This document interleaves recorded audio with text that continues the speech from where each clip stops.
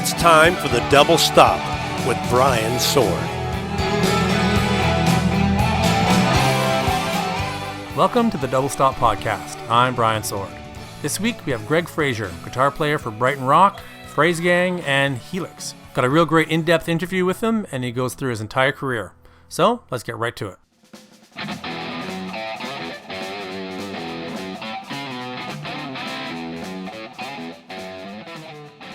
Let's start our conversation at the beginning. Where were you born, and what was your family life like musically growing up? I was born in Sault Ste. Marie, Canada, Ontario, Canada, which is northern Ontario by Sudbury. Typical family household. I got one brother, so from the time we could walk, it was hockey skates. It was hockey, and my father was a radio announcer. He had his own radio show and also a TV show in Sault Ste. Marie. So, before I was even in school, I'd, listen to him on the radio with my mother and stuff. And from the time he woke up. And so, I was always kind of around music and stuff like that. And then, fast forward till like I'm around 10 or 12 years old, got into rock and roll and wanted to play guitar. And there you go, man. Next thing you know, Jed's a millionaire. And was it a supportive family in terms of your parents and whatnot? Well, my parents broke up when I was about 5, but I would say yes, totally behind it. My she's always been my biggest fan, whether I was playing hockey or music and stuff like that. So it was never an issue. I quit school when I was 16 years old to become a full-time musician, like on tour. And I was, the rest of the rest of the guys in the band were like 21, 23 years old, already been on the road before in previous bands. And I'm this young 16-year-old. And, so I made a promise that I'm going to give it a year. And if nothing happens within a year, I'll go back to high school. So a year later, nothing really happened. And I didn't go back to high school. I just joined other bands and I just kept going. So it's in my blood. What would you consider your first real, your first good band? Well, that first band that I went on the road with, that was a pretty good band, man. We had the lead singer, his name is Mark Fretz. He went on and got a record deal and with a band called Bo Nasty. I think they were on Geffen Records. They were like an LA band. All right.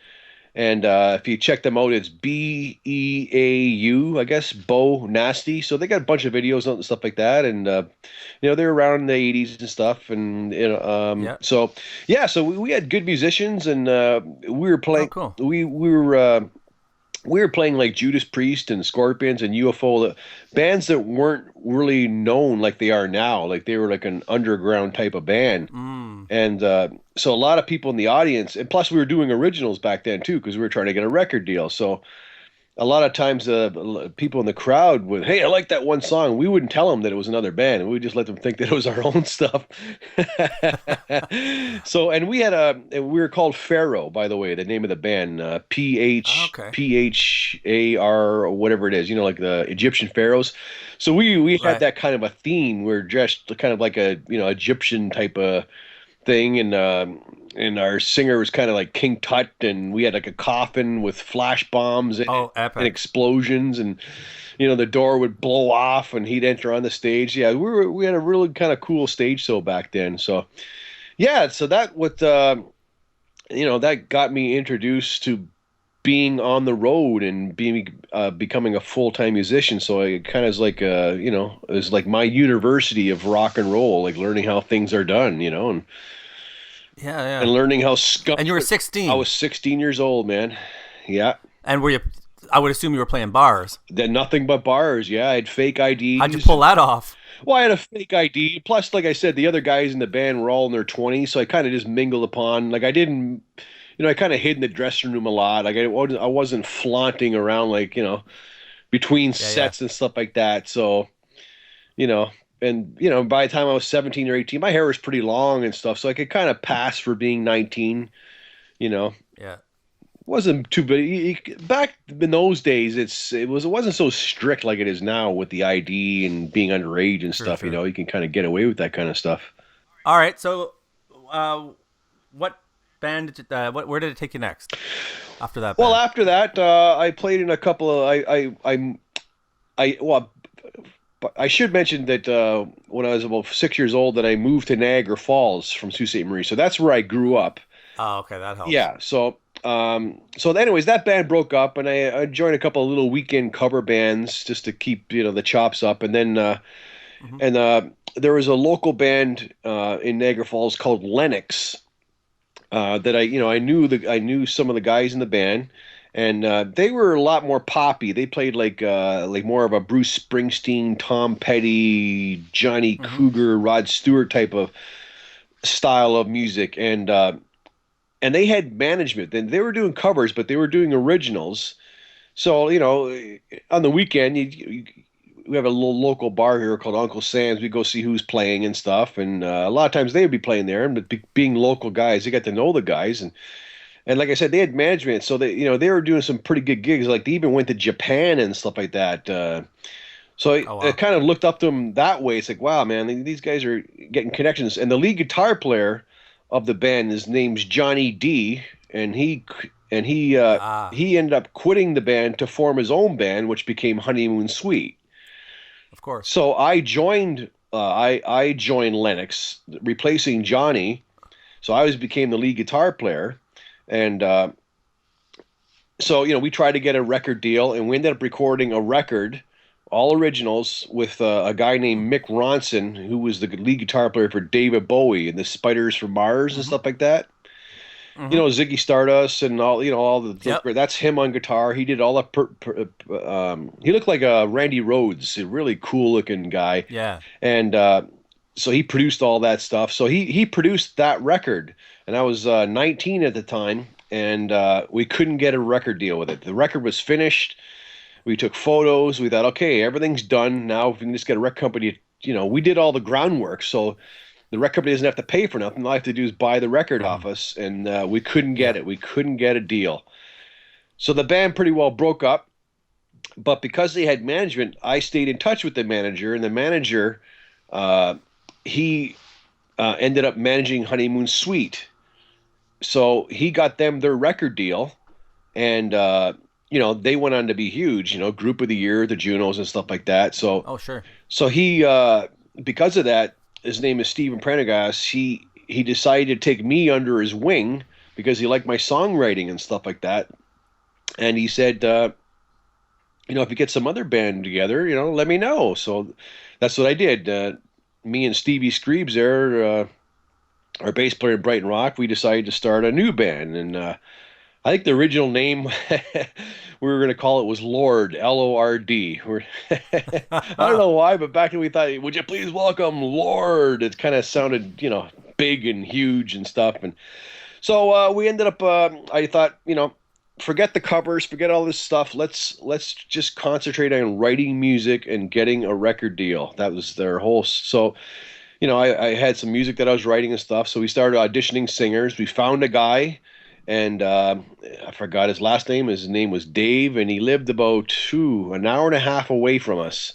Great singer, great guy, looked cool on stage.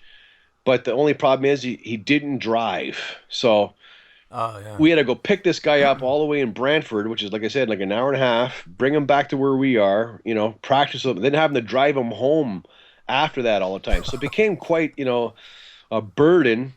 And then Yeah. I think his wife or something like that became pregnant or something like that. And it's like, oh no, man, I could see, I'm looking in the long run, the future. It's like, Dave, we're nobody right now. So we've got no money. So, we want to go on the road, man, become full-time musicians. And I can't guarantee you're going to make enough money to support a family and stuff like that. So we had to Yeah. part ways. And so we basically were on the hunt for another singer. So we had songs in the studio already done, recorded, that I was sending to my manager, and he loved them. He goes, "Oh man, this is cool." So what we were going to do is replace the vocals with somebody else. So that's how we would audition singers. And instead of going in the rehearsal studio and blasting out, we said, look at it. The end result is you got to sound good on tape because that's what people are going to hear. They're going to hear. So we would take a guy into the studio and say, okay, here's a song. Here's the lyrics. Here's how the song goes. Let's hear your voice. So we tried different guys and nobody could, come up with the goods. And Steve mentioned Jerry McGee, Hamilton guy, and Steve, I should mention, is from Hamilton. So Jerry was in a band called the Rockers, who I seen.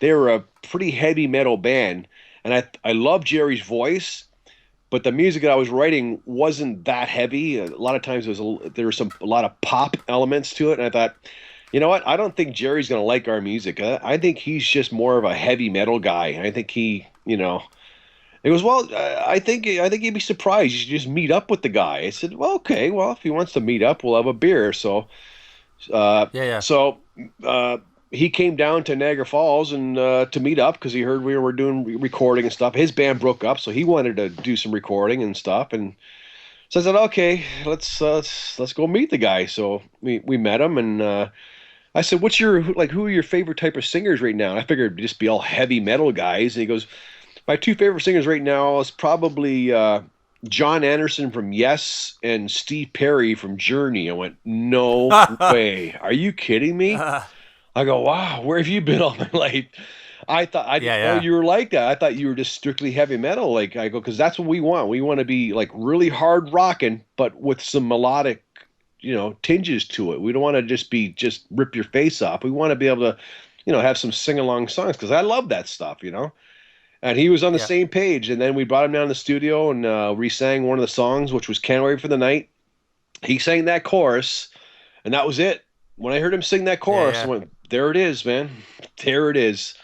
So now the hunt was on to find, other musicians. So we went through a couple of different drummers. One of the drummers was named Paul Kersey. He was Max Webster's first drummer, like on the very first Max Webster record, the song Hangover and Toronto Tontos. Yep.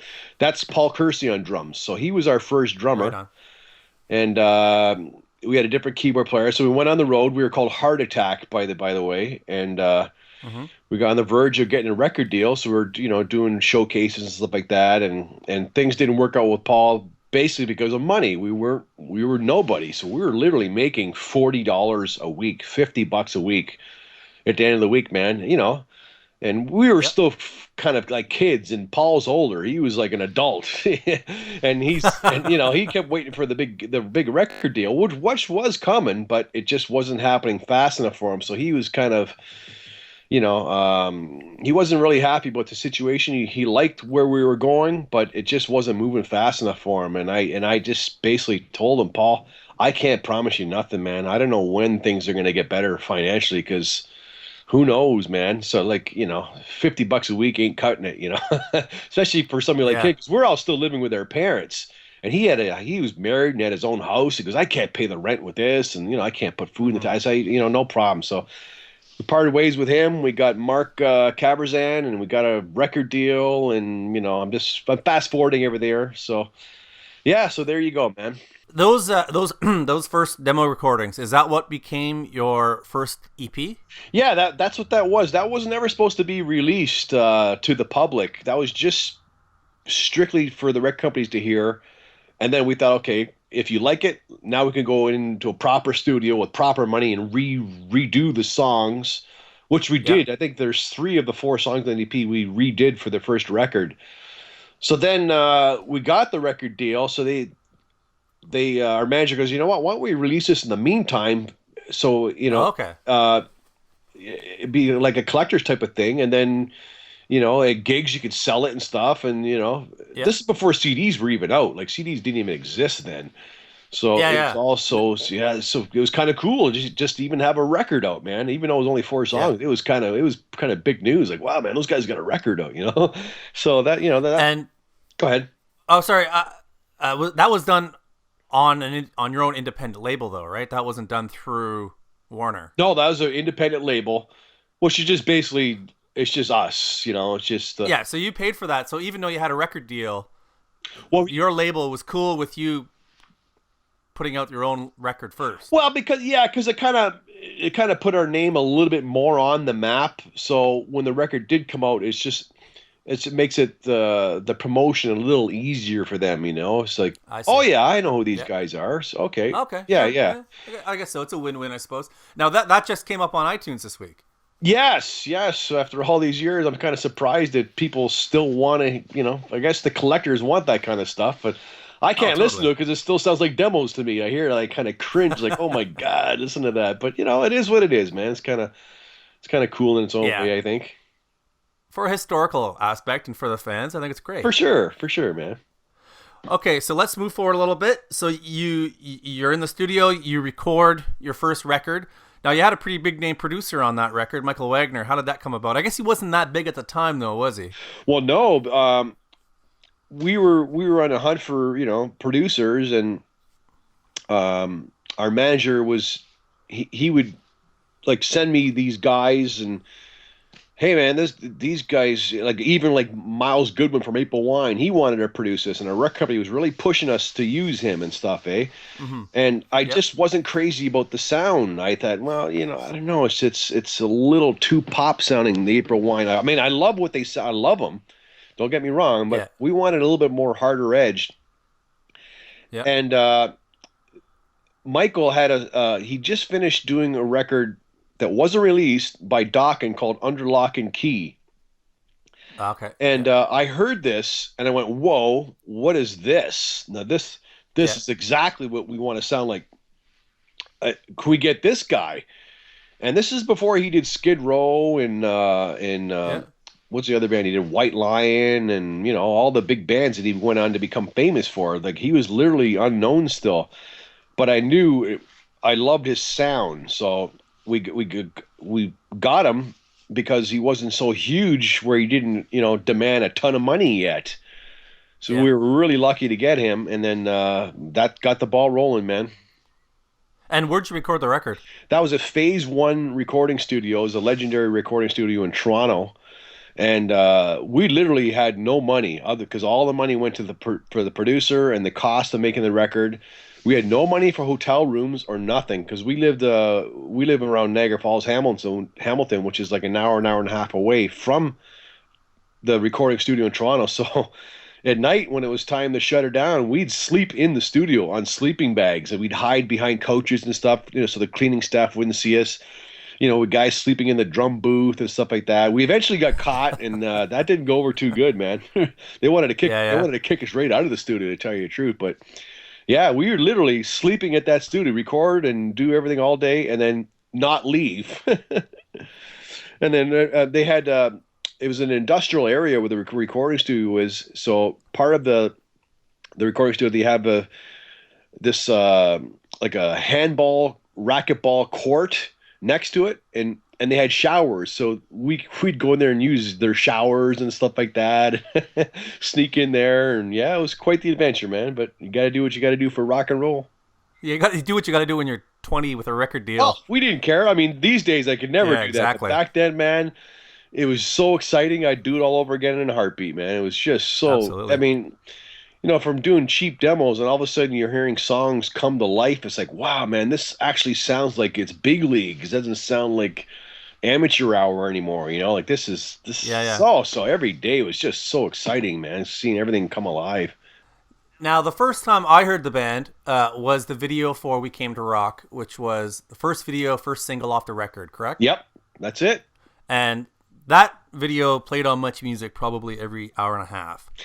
So right off the bat, bam, first video comes out and away you guys go. Yeah, and that's the cool thing about it. We kind of hit it at the right time because Much Music at the time was just coming out at the same time we were, because MTV was starting to take off in the States. Because you got to remember, this is back in like 1985. So and back then, a lot of people didn't have videos, so there wasn't a lot of content.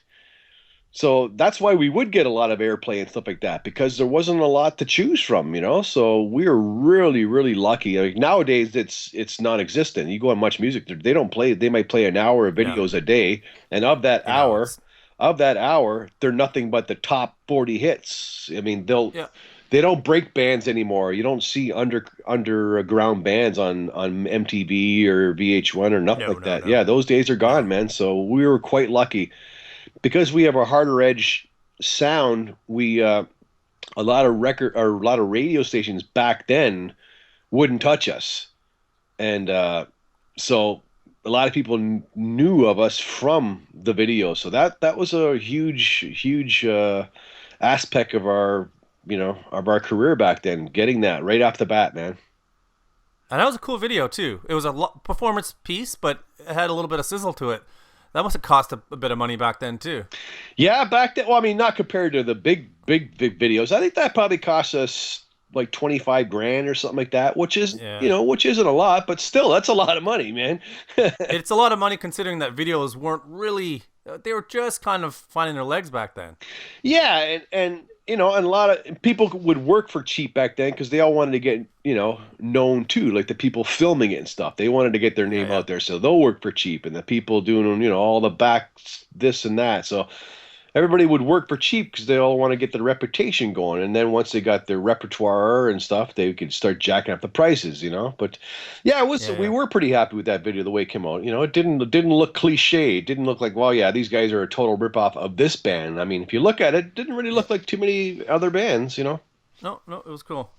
Now, then you guys started touring, and holy, holy hell, you guys toured That- on that first record. Like, how many shows did you do? Like, a couple hundred. I mean, per year? Per year? Well, on that tour, like I saw on the website, you had the list of shows, Yeah. and you hit every single town in this country, being Canada. Oh, absolutely. I don't know if you hit the States, but what you toured excessively for that record. Oh no, we toured all through the states. We'd hit all the markets and all the big markets. New York and Alabama and Texas and Florida and L.A. and all the Midwest and stuff like that. So yeah, we had a tour bus. That's what we did back then, man. That's when you could tour because you got to remember back in the '80s there was people supported live music because Yeah. that was their form of entertainment. Now. What was the reception like? What was the reception like down in the States where they didn't have much music? Well, they were actually playing us. We had a record deal. Oh, really? Yeah. We got released in the States through okay. through ADCO, which is a division of Atlantic Records. Mm. So yeah, so when we get to a city, they were already advanced the record, so they would be playing our singles on Oh, cool. on the radio station and stuff like that. And so some people got to see the video and stuff like that, but it was great reaction. The Americans, we like. I grew up in Niagara Falls, which is a border town of Niagara Falls, New York, and Buffalo.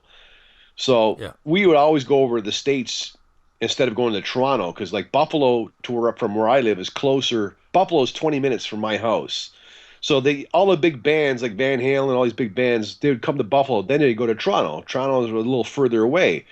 So we'd always go to Buffalo to watch all the big bands. And the American audiences are way more receptive and crazy. They're crazy, you know what I mean? It's in a good way. So Yeah. we loved it. We'd feed off that. So we go down in the States and, the Americans are way more hellraisers than a lot of the Canadians. Canadians are a little bit more shy until they get the booze in them. Then they let loose a little bit more. But we found we really have to win the Canadian audiences over a lot more. Where the Americans we found were a lot more receptive right from the opening chord. They're cheering as we're coming on stage. Without even seeing us. It's like, wow, this is cool, man. So, and we went nuts because we found back then that the Canadian culture allowed for bands back then to play 6 nights a week. You do what you call a front end. You go in a bar and play Monday to Wednesday. That was your front end.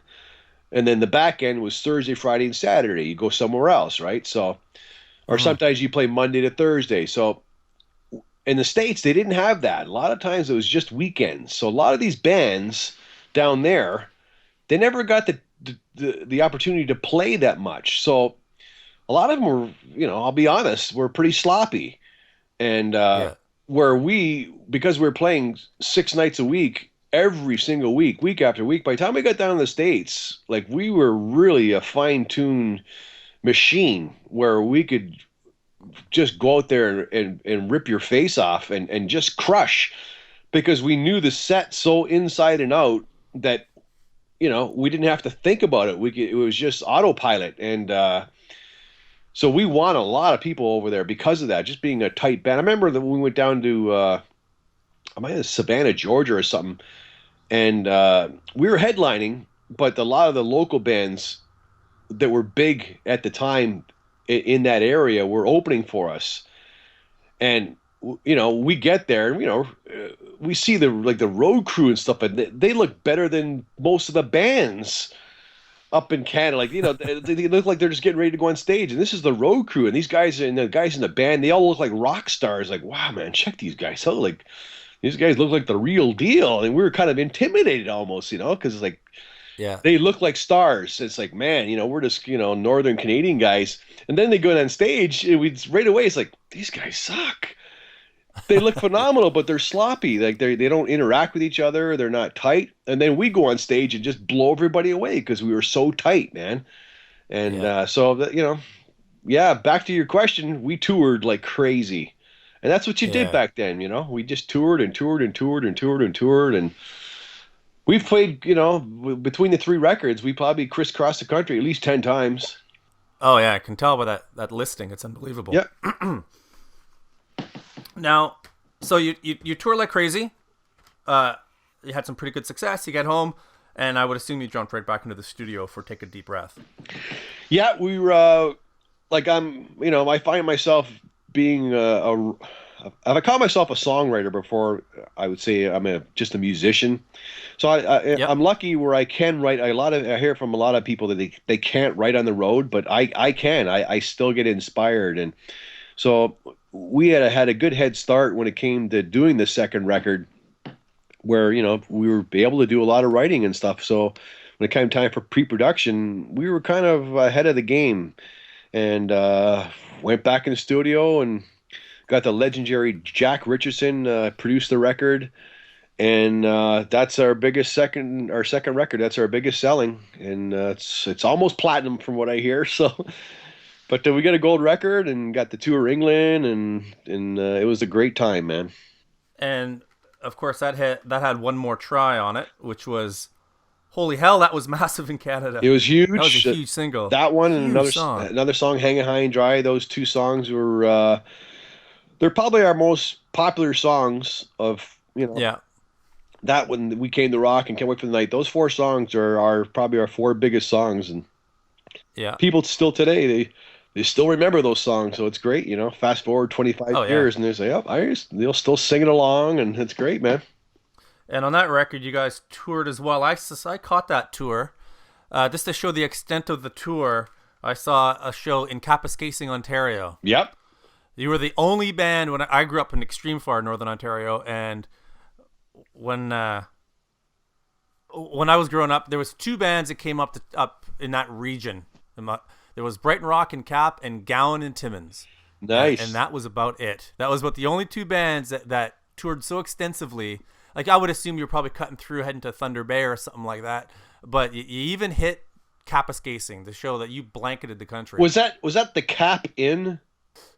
It was the hockey rink. Oh, in Cap. okay, it was okay. 'Cause I remember. And you filled that place. What's that? You filled it. Like, you filled the place. Like, there was easily 1,500 people. in Wow, there nice. for a small town rink. Like, you filled it. Well, that's great to hear. I mean, I got to admit, man, a lot of those gigs are a blur because they're just Oh, I bet. one after another. But yeah, when you hit a town like that, like you said, because it was just us and Gowan, people are so appreciative to get like a bigger name band, and it a lot of people like the smaller towns like, oh, they must hate playing these type of places. No, man, we love it because No. we can see that you're starving for it, and we so feed off of that, man. We love that, because sometimes you get to the bigger markets. Like, I know you live in Vancouver. We always found Vancouver was a little bit more snobby towards us, Oh, it still is. You know what I mean? We'd sell a place out, like, wow, it's gonna be great tonight, and place is sold out, and then the crowd wouldn't, you finish a song, and they'd clap and stuff, but it wasn't, you didn't hear that roar, because Yeah, they're a little bit more jaded, because they might see us, and the next night you might have, Honeymoon Suite, or you might have Platinum Blonde, or you might have other big Canadian bands, or Kim Mitchell. So it's not like they're not starving for it because they can see it any other night of the week. So it was a lot yeah, more of a exactly. struggle. You had to work that much harder. It wasn't easy. Yeah. So huge record. You guys are big stars, and then grunge, right? Yeah, the old grunge story. Yeah, well, Yeah, that's what happened. I mean, it is what it is. But because then you did Love Machine. Um, Actually, let's talk about that a little bit because clearly that was you went harder on that record, harder edge, and no real keyboards, a little bit of piano, I think, but Johnny left the band, or what happened there with Johnny first of all? well, yeah, shoot, it's a kind of a mutual thing. It was a kind of a struggle. When you get that second record, Take a Deep Breath, was a huge record for us, Mm-hmm. and being that the big song was One More Try, that's a ballad. It's a light Yeah, song. It's so to a lot of people, if that's the first song they're hearing from the band is One More Try, a lot of times they would write us off as being this wimpy band. You know what I'm saying? And yeah, and we didn't want to be that. We wanted to be Judas Priest. We wanted to be Scorpions. We wanted to be Van Halen. We wanted to have that hard edge, and we weren't getting known for that. So and what happened? And a lot of times, a lot of bands were starting to become big then. Like Skid Row was just coming out then. Guns N' Roses were just coming out then. So a lot of these bands, they were huge and they didn't have any keyboards, and they were getting what we wanted, that rock and roll, heavy rock yeah, and roll crowd. And it's like, so we had to make a decision, and it's like, well, we can't have keyboards. And Jerry, our singer, was really pushing for that. He wanted to go really hard, a lot more hard edge. We all did, yeah, and so we had to part ways with John, and that's what happened. So the next record came out, and we're a four piece, a lot more harder edge, and we yeah, couldn't get the record company behind us anymore because the singles weren't there. So they couldn't latch onto it. They couldn't push it. And there's a big changing of the guard at the record company itself at the time. The guys that signed us when we first got a record deal, and the people that were pushing us that really loved the band, were no longer there now. It was a whole new class of people, and yeah, and when you get a new class of people coming in there, they want to make their own mark. They want to sign their own bands. They don't want to be stuck with somebody else's, bands. So to them, we were like old, like we're like the older band. You know what I mean? So we kind of got pushed to the side a little bit. So we asked our record company if they would like release us like early, because the record came out, and we could see they weren't going to push it like we wanted, yeah, and we wanted to get a big push. So we found that our management at the time wasn't taking us to that next step. We wanted to get up. We were tired of just being the opening band for the big bands, and we couldn't get on the big tours. Like AC/DC's yeah. coming to Canada. Brighton Rock's going to tour. Oh, we're in. And then all of a sudden we'd lose it. We kept losing these big tours, man. And we Mm, couldn't latch on. So we figured, you know what? We got to get USA, a US management, and we got to have a US record company instead of a Canadian record company. And that was the plan. So we decided to, almost start over. It's like, here's what we're going to do. We're going to be a four piece. We're going to be a hard edge. We're going to have American management representing us, American record label. And it didn't happen. We had a lot of interest, and that's what happened. So we fired a manager, and we couldn't find anybody better than him. We'd find a lot of people, but they weren't as good, but we wanted the big heavyweights, the guys that are managing Van Halen, the guys that are managing, the biggies. And yeah, they just, the roster's full, and they didn't want to take a risk. And So that's what happened, man. And like you said, the grunge thing didn't help either. So it, with each It record, came out around the same time, right? Or just yeah. maybe perhaps a little bit before Well, the yeah, I record think came the out a first little record, before grunge hit. I think that Love Machine, our third record, was released in '91 or something. Or 91, yeah. yeah, so that's when grunge was just starting to hit, It was man. just starting, yeah. But you can definitely see there's an eye towards the States and the fact that on the front of the record, Jerry's got pants on with an American flag. Oh yes, and we had a lot of backlash for that, man. That little picture, Oh, I bet you. a lot of Canadians they turned on us. It's like, how Yeah, dare you, that'll man? because also you had Hollywood Shuffle, right? It was their Oh single, yeah. and I Well, we think wrote that whole record he down in Hollywood, California. We were there for like yeah. a couple of months. So we're right on Sunset Strip and living there in LA, writing it and then nighttime going to the clubs and checking out the scene because we thought, man, we gotta to break the States, we gotta be in the States. We gotta be a part of it. We gotta see what's going on. And so that's what we did, Yeah. man. And they were just a pair of pants. They fit good. Hey, I like the way these fit. Yeah, they look cool. It wasn't really like overly thought. And then Yeah, and yeah. then next thing you know, they're front and center on the cover. And yeah, man, that didn't help Yeah. us. So I bet you it didn't. Not here. No way. yeah, So Bulletproof was the first song on that record. And yeah, that sounds like Priest to me. I hear that and I'm like, wow, that's, Brighton Rock or now Judas Priest. yeah, yeah. Like it was a big shift. It was kind of a big shift. We always had there's always a song or two on each record that really had that heavy element, but Yep. there was always more. Most of the songs are a little bit more commercial sounding, and we try to get away from that. And it's I wouldn't say it backfired on us. I mean, there's a lot of people love that record. I mean, I still love that Yeah. record. It's just it didn't Yeah. get the commercial success as the other ones. But I'm still proud of it. I don't I don't hear the record and cringe at all. That's the record we wanted to make, and we made it, man. And Yeah, I think as time has gone on, I think it's stock has risen amongst the fans as they look back. I think people were expecting Take a Deep Breath Part 2 and they got Judas Priest. But I think as time has gone on, people look back and I think they appreciate it more.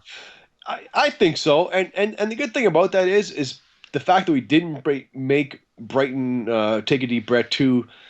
So what happens there? It becomes a trap, and like I'll use Def Leppard for an example. I don't Yeah. get me wrong. I'm not gonna. I don't want to sound like I'm criticizing the band that sold over 100 million records, but they started to sound. Each record started to sound alike. They Yeah. started to have a And then when they tried to change it up with slang and nobody wanted to hear it. no, and that's the thing. So that's a kind of a cool thing with that third record. It wasn't like the other record, and so it gave us an avenue where we're not stuck now. That's what I liked about a band like Led Zeppelin. They would do a song like Kashmir, and they do a song like Hot Dog. You know what I mean? Like total Yeah. other ends of the spectrum, but it was cool. So, But they would do that within their own record. that's what I mean. You never knew. Yeah, Like yeah, but usually you put the first song on a record and you know what you're gonna get.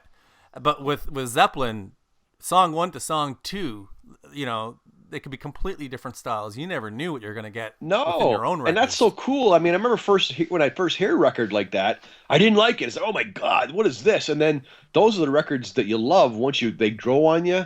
You really love them, Yeah. man. Because they, Yeah. because they'd have almost like a country tinge to some of their songs, and then they have like that Oh, totally. evil Egyptian tinge to it, like Kashmir, and it's like that's haunting Yeah. as hell, man. It's almost scary sounding. And then Yeah. you got like Dire Maker and stuff. It's totally weird, but so that that's what I'm hoping we could still do like in the future, and we were trying to do back then. We didn't want to be pigeonholed with one sound, like oh that's that ballad band. No, we don't want to be the ballad band, man. We want to be the Yeah. band that's really hard edge, has a little bit of melody, and maybe does the odd ballad here and there.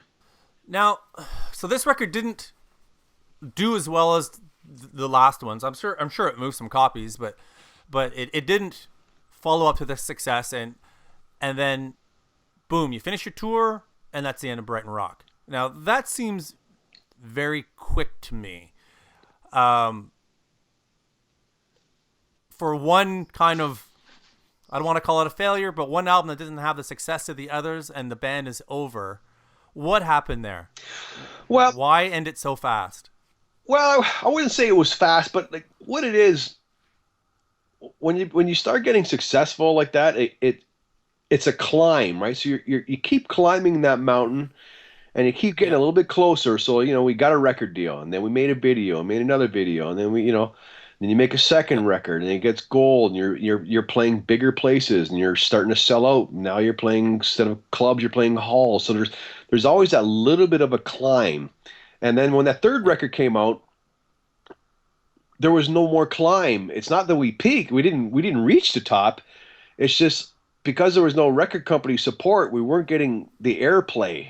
So Yeah. we'd go out west and people were, hey man, when's your new record coming out? We'd be going, it's already out. It's like, really? Oh, we never knew. It's like, oh, great, And little stuff like that starts to happen. So all of a sudden, you're playing the same clubs you were 3, 4 years ago, and it's like, God, we're still playing this club, man. There's no more. Like, what I'm saying? There's no more climb now. It's like, is this where we're gonna? Is this it now? Is this where this is what we're destined for? And like I said, we tried to get the American record companies behind it, and the American management. And when they pretty well passed, like the biggies, when they passed on us, the writing's on the wall. Basically, it's basically telling you Right. right then, okay, man, that's it. You had your shot.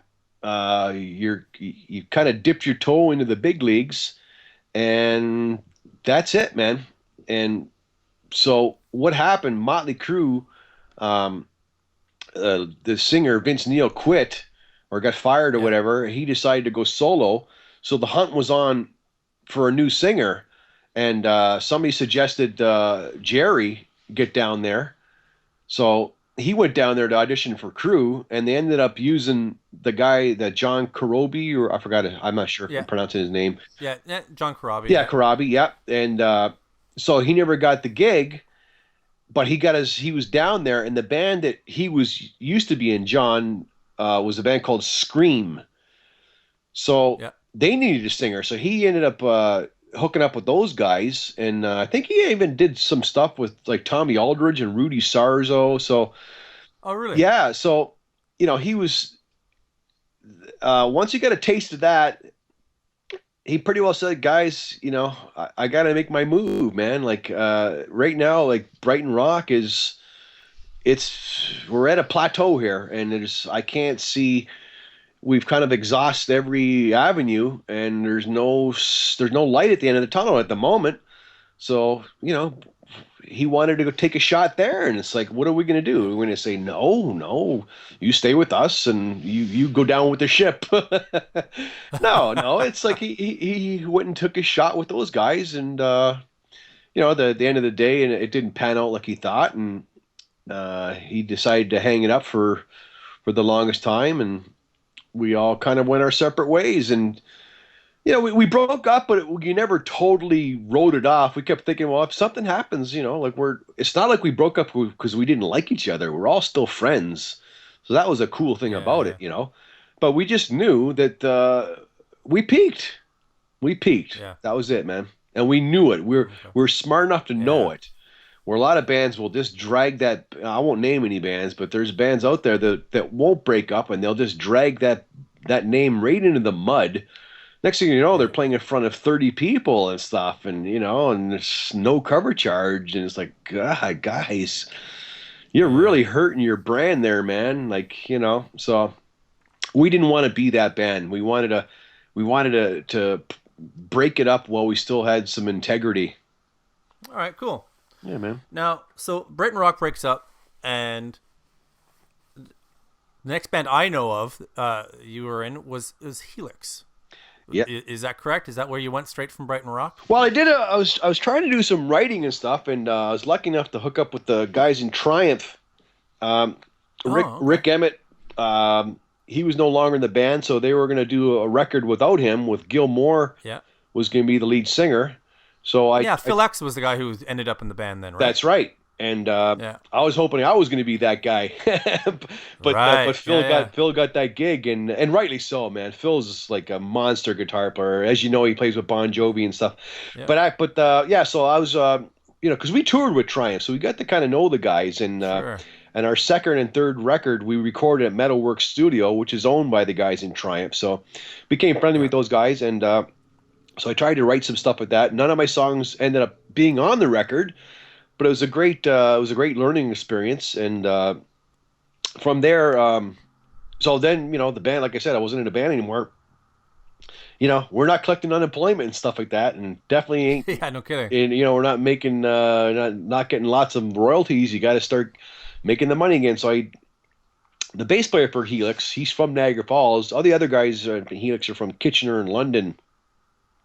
But the bass player Daryl, who I was friends with, he had a little weekend band called Scurvy Dogs, which are still around today. They're a little three-piece. Oh, yeah. And when he wasn't doing the Helix thing, he would do that. And it would just be all covers and stuff, like all good stuff. He goes, "Hey man, I need a guitar player. You wanna join this?" I said, "Yeah," because I seen him. Good musicianship, good songs, good fun, and easy money. Sure, I'll do that.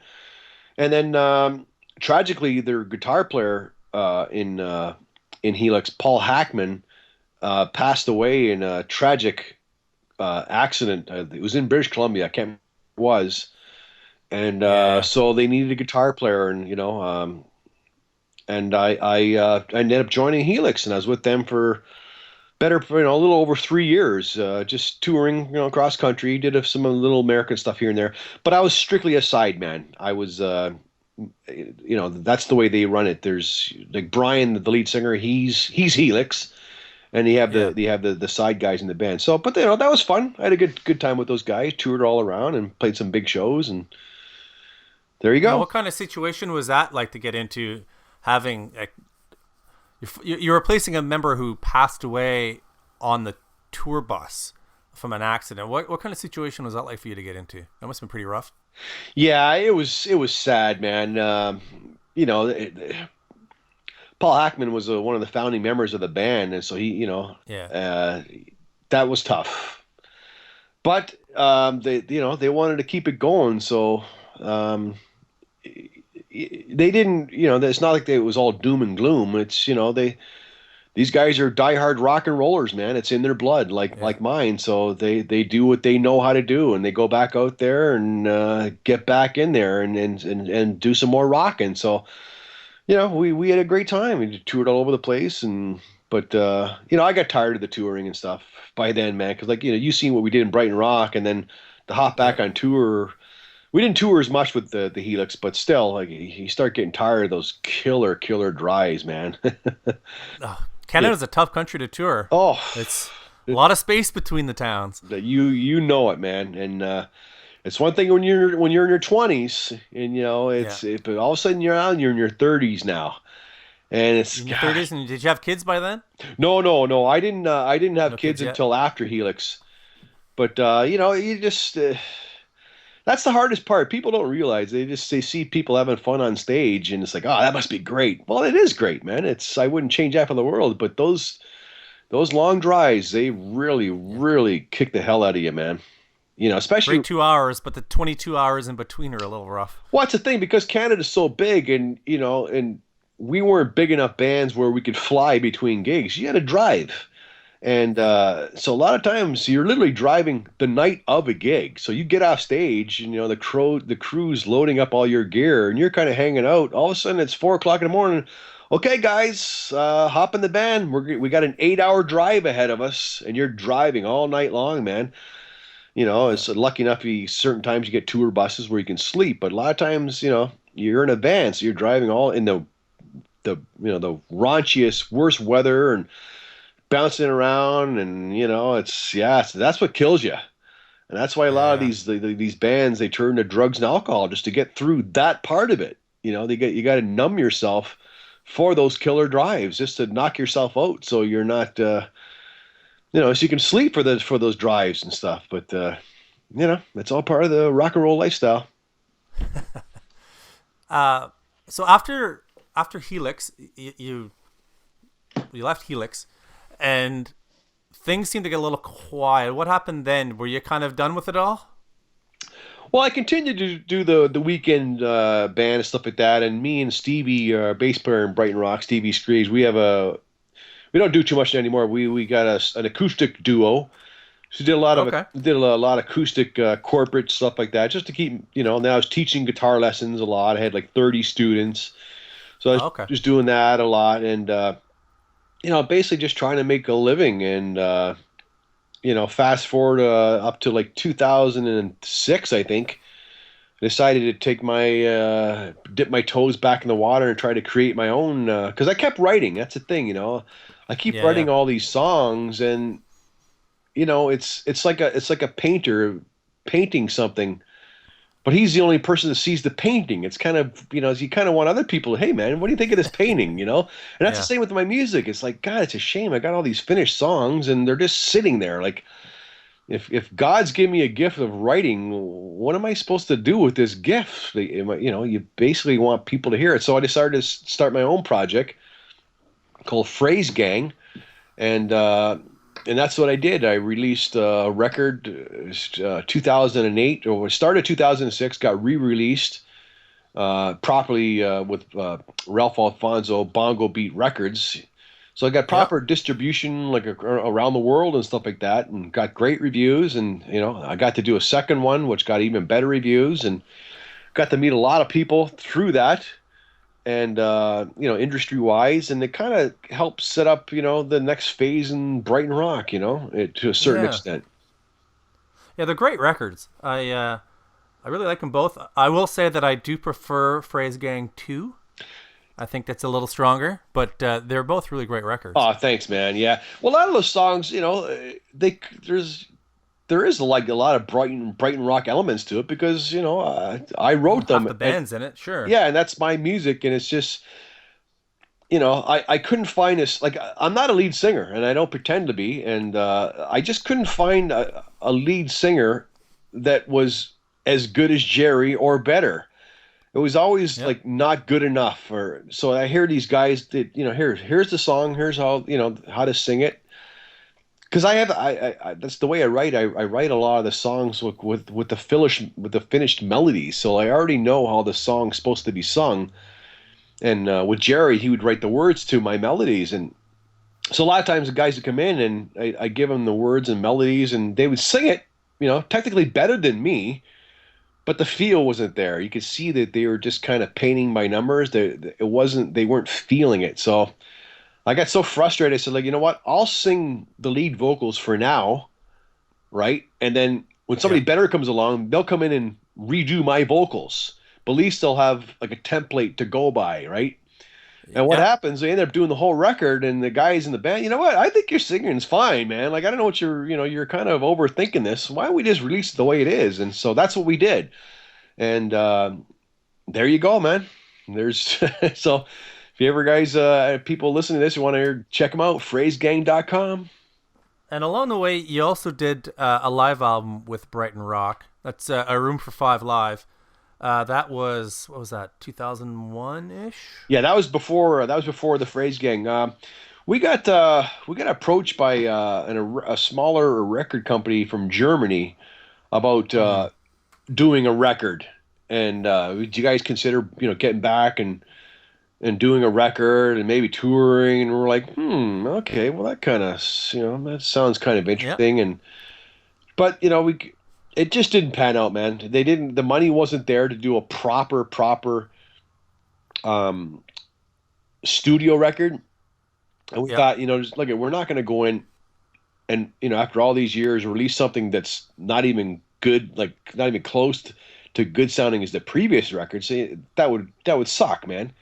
We Yeah. want to, it's got to be as good or better sounding, or why bother? So Yep. That's right. yeah, so we just used that money, and like I said, it was, I won't say how much, but ridiculously small budget, and we decided just to do a Yep. live record with it, like a live greatest hits type of thing. So that's what it is, and it is what it is, man. I can't listen to it myself because when when you're hearing your own stuff, when you play it all these times, you always hear the mistakes and stuff, where an average fan doesn't hear that, right? Most people just like my favorite records are always the live records. Like my favorite Led Zeppelin, I love, you know Song Remains the Same. I love all that stuff. I love the live records, Yeah. and So I don't like that. I don't particularly like that live record too much, but I'll stand by it. That's us. That's what we sound like. Well, it's clearly live. Yeah, It's there's a lot of people talk about Kiss Alive and how live is it. This one's definitely a live record, that's it, man. and Wart, there's warts and all. yeah. And when were the actual recordings from? Were they from like a reunion at that time, or were they from the earlier tours? No, no, that was from a reunion type show. We did two shows. I think there was one in Niagara Falls and another one was in Toronto. So I think we recorded both shows and just kind of combined the best elements of both. Yeah, And yeah. but then we got to go over to Germany to promote that record, and it was just great response over there, and the guy didn't even pay us. You imagine that? They flew us over there and didn't even pay us. And he said, "All the checks in the mail." They never got, they never. Oh my. Yeah, you imagine that. Like after all these years, you think, we're not some rookie band, man. We've been around the block. Like, are you kidding me? You're gonna really stiff us Yeah. for, or, And Well, there's to this day, we still never got paid for that gig. So you live and learn. And yeah. by the way, that was Zed Records for all you bands out there. Beware. Yeah, they have. I don't know if they're still around, but they definitely had a reputation Yeah. because So they had a music festival that played. They did a couple of music festivals, I think a single day festival in England, and there was always talk about them. yeah, and that's the thing. So it left a bad taste in our mouth. Basically, it's like Oh, I bet. it's like Jesus, So it was kind of I kind of look at that period as a false start for Brighton Rock. It's it kind of we were away for it for so long that it's like, hey, maybe it might be an interesting thing to kind of revisit that. But Yeah. the timing was off. A couple of years pass. Actually, one more thing about this Room for Five Live is that that's the other one that popped up on iTunes this week, didn't it?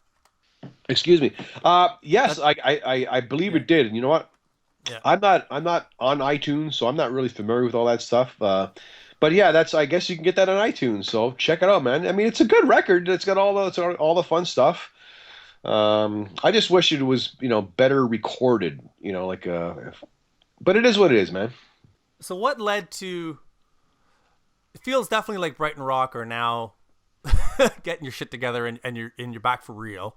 What led to things coming back? Well, there's this festival over in England.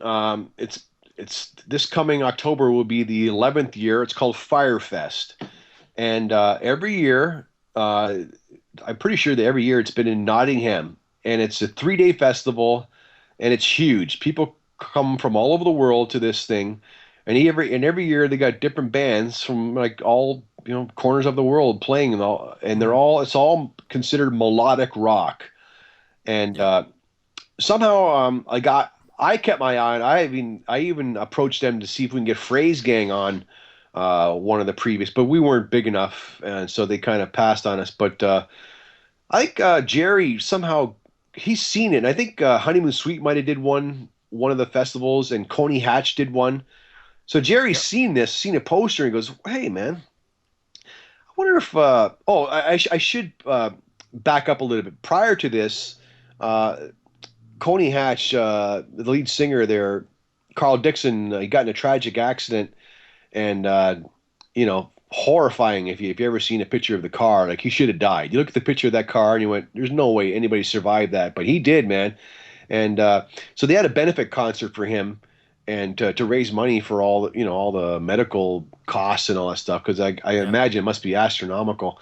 So they asked if Brighton Rock might reform, or somebody did, for that show, and we thought, yeah, man, let's do it, because Carl's no friend of ours. Him and Andy sang backing vocals on the last Brighton Rock record, Love Machine, and Oh we yeah. play hockey with those guys. We have a celebrity hockey team who plays around once in a while, like us and guys in Coney Hatch, and different members like Platinum Blonde, Rick Emmett's on there sometimes. We play against the NHL old timers, so we got to know the guys over the years.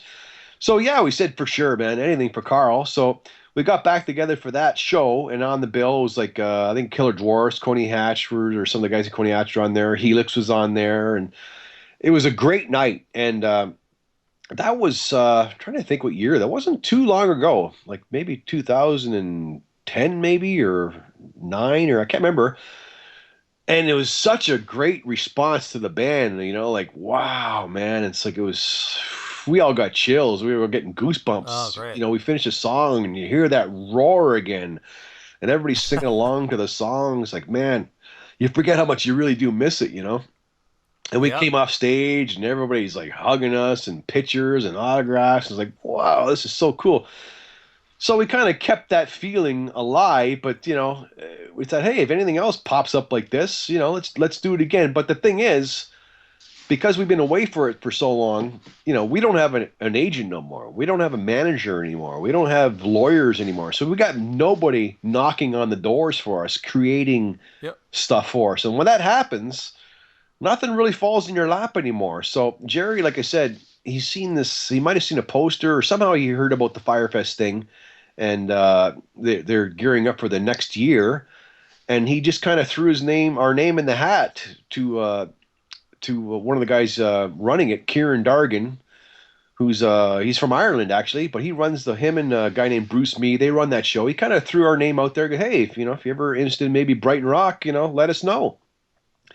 Yeah. And they hopped on it. Turns out that they're hardcore Brighton Rock fans because we toured England back in the Take a Deep Breath, and like we sold out the marquee, all the big spots there. So you know, we sold like over 30,000 records just in the UK alone, just from that one record. So we had a good Wow. following there, and so he's a big fan of that record, and they hopped back and hey man, absolutely, would you come and play our festival next year? We went, oh for sure.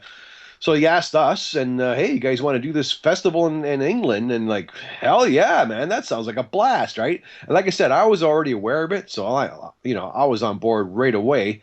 And the other guys, when they got wind of it, they checked it out for sure, count us in. So we decided to rehearse and get ready for this show. We had to do like a 45-minute show, and we had like 6 months or something to prepare for it. So it's like, okay, we'll just every few weeks we'll go back in, redo this, rehearse the set.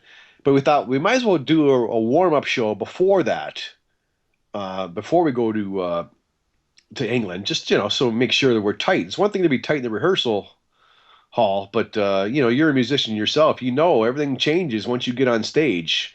Yep. Everything Yep. changes. Like nothing sounds. Absolutely. You get so used to that rehearsal studio. You know exactly how it sounds. You get in a live situation, it sounds 90% of the time it sounds awful. It sounds awful. So it's like it can throw you a curve. So you got to get used to that, Yep. And we're all seasoned pros, and we know we can adjust that kind of stuff. So we thought, okay, we got to do a warm up show. So we booked one in Toronto literally a week before, just to get our footing again. And we did that show in Toronto, and we hadn't played in Toronto. We did, like I said, that one kind of reunion show for Carl Dixon, but that wasn't really a Brighton Rock show. That was just a bunch of bands getting together. It wasn't truly us, where it's us Yeah. headlining. It's we do a whole shit. So, anyways, we did the show, and the place was like going crazy, like going nuts, man. We came off stage, and it felt like, honestly, God, it felt like we were the Beatles.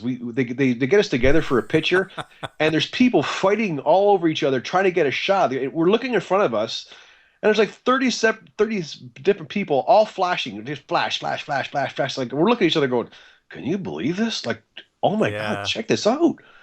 And these people, these hardcore Brighton Rock fans that were starving for us all these years, were just like, there's people crying and stuff. They just like, "We never thought you'd ever see you again," and like, oh my That's God, great. this is insane. Like, oh my God, right? We can't believe it. Like, again, with the How does goosebumps. that feel 20 years later, It's right? unbelievable. It's unbelievable, man. Because you don't really think you think those days are gone.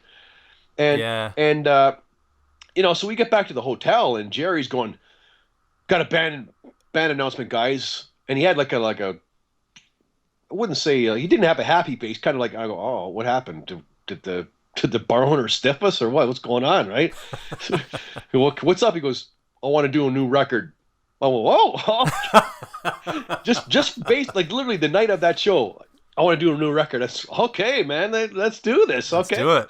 Because we're all high from the show. It's like, this is awesome. So Yeah, that yeah. was it. So, anyways, a week later, we go to England and Firefest, and oh my God, now this is unbelievable. I mean, be in England because you're not sure. It's like, hey, a lot of time has Yeah. passed. They might forget about us or might not like us, and we came on stage before we hear the chord, the roar in the crowd.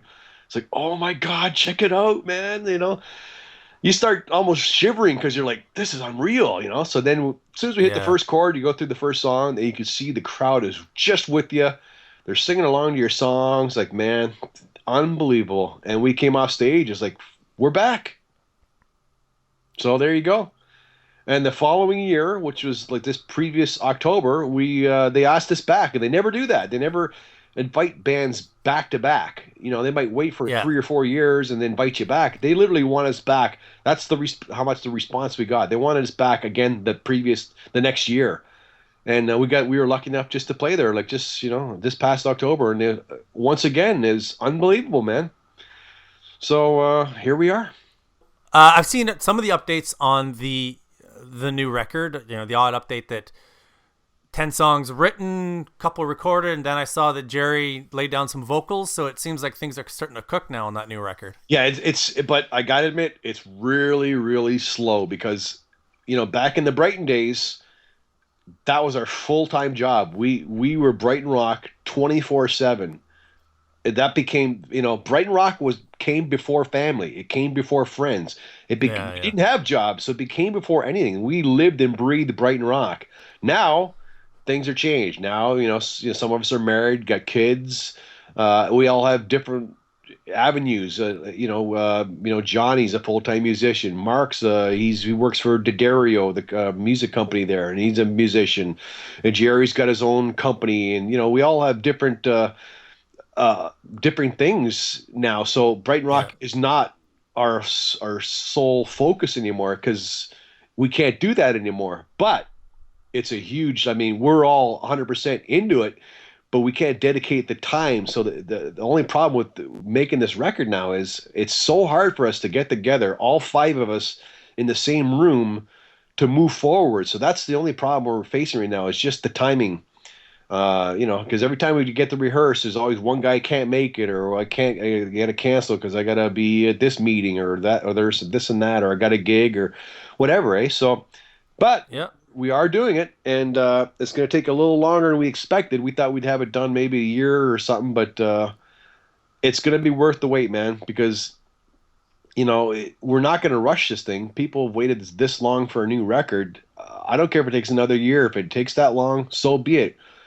It's once the record's out, people forget how long it took you. They're just happy to get a new record. So the worst mistake you can make is to rush it along and then regret it later. Because that's the thing, you'll hear something, totally. you hear something go, oh God, why did I should have fixed that one part, or I should have spent a little bit more time with that instead of rushing. We're not rushing this. We're going to make sure it's perfect. Any thoughts to releasing song at a time as they're done? Which is kind of a new way of doing things. Yeah, we might do. No, I won't. If you're asking me, my opinion, I'm saying maybe one song, maybe two songs, but that's it. I see other bands do that. They'll release a song at a time, and then I was going to do that. I was trying to do that with the last Fraze Gang too. Release a song at a time, and then once I've got 10 songs, then compile them all together and then put them on a CD. But I don't know. I'm still kind of old school like that, man. I like that anticipation where you put the CD in and you're hearing everything fresh for the first time. Where if you're doing song at a time, you're kind of letting the cat out of the bag a little bit, like it's. Yeah. By the time you've got to that 10th song, and people have already heard it, It's like I don't know. Maybe I'm doing things backwards, but I still believe in the old CD. So we might give it a taste, maybe one or two singles just to keep the name out there, give you a taste what the record's going to be like. But you ask me, I prefer to wait till the CD's done, and then there you go, man. Here's the new record, Because fair enough. The big bands, they're still putting CDs out, Like here's Whitesnake or whoever, man. They wait till the record's done, then they put it out, and that way, that's the way I like it. I like I want to hear the song back to back like the old days, and how they flow into each other. And I don't know, sometimes when they're singles like that, you don't feel that there's no connection. They're all Yeah. there is no connection because they stand on theirs. I'm not saying we wouldn't do that in the future, because the chances of us doing another record after this, it's kind of unlikely, man. Because judging from how long it's taken to do this record, whew. Yeah. So I'm thinking maybe we'll Yeah, for sure. do this record, get it out there, and then maybe do the odd single after that, from maybe some Hmm. unreleased stuff that didn't make this record, or well, Hmm. we'll cross that bridge when we get there. And any like obviously at this point in your lives, you guys aren't going to hop back in a van and start playing Kapuskasing again. But are there any plans to start playing some more shows? Oh, absolutely. We're getting offered like shows a lot right now. They want us to play like Oh, good. next week even, like we got to keep turning them down because what happens with us, like I said, it's so hard for us to get together. And we do a live show. You got to rehearse. You can't Oh just yeah. go in there and think you remember everything. So what happens for us when we do a live show, we got to get together and rehearse. So when we're rehearsing for a live show, that's taken away from us making the record. I'd rather, if we're getting together, I'd rather us to get together to get this record done, man, because it's taken so long. So we're basically turning down all shows. We might do a couple of summer shows, maybe in June or something like that. Just we have one show booked in November in Illinois. It's a 3-day festival, much like Firefest. Um, Rock and Skull, it's called. If you go on Right. Facebook and all that stuff, it's there. But so we might do a couple shows before that. But right now, we're just concentrating on the record. But when the record's out, I can't see us touring like the old days. Those days are gone. Not that we don't want to. Oh, totally. It's just that people don't support live music anymore, man. Like I said, you could play Monday to Wednesday somewhere, or Thursday to Saturday somewhere. Those days are gone. A record Yeah. comes out, the big bands, if they're playing clubs, they're still playing the weekends, maybe a Thursday, Friday, or a Saturday, one of those nights. You don't see too many Monday nighters anymore. And Hmm. so you can't really tour. I mean, when you do a tour, you have to be able to sustain um, money to continue to go to the next gig. So you have to you have pickup gigs, you call, So you got a gig in Calgary, you might do like 5 shows on the way to Calgary to pay for the gas, to pay for the crew, to pay for whatever. And those days are tough too, man. So what we'll probably do is probably do like select type shows. We'll see what we get offered, and we'll probably play Kapuskasing again, but it's all got to make sense. Yeah, yeah. We're not going to go up there and lose money. So No, of if course. we could break even, because a lot of times you'll make, you might break even or almost break even from what you're getting paid, because by flying out there and all the other expenses, but you'll make money from your merch, selling Yeah. CDs and T-shirts and posters and pictures and pics and whatever you're selling, eh? So there's money to be made. And don't forget, this is a business. It's business is all about making money, and we're not in it for the money. We just don't want to lose money. Like I always Yeah. tell my guy that's kind of managing us right now, I don't care if I get paid, as long as I'm not losing money. Because I'll play for Yeah. free because I love it still so much. It's such a blast, and being that it's so far in between gigs that it's every gig to me is like it's unreal. So we really look forward to it. So, like the old days when you're playing night after night, it gets a little stale after a while, and you start, getting bored of it almost. And it's the total opposite right now, man. So we're gonna pick select gigs here and there and see what happens. If a big band comes around and wants us to tour with them, we're all ears, man. We'll see what happens. Yeah. So that's where we're at there. We got nothing planned. We're gonna wait and see how the record goes and see what happens. But we will definitely be playing live all over the place, but not as much as before. All right, Greg, thanks for your time. This was a great chat. My pleasure, Brian.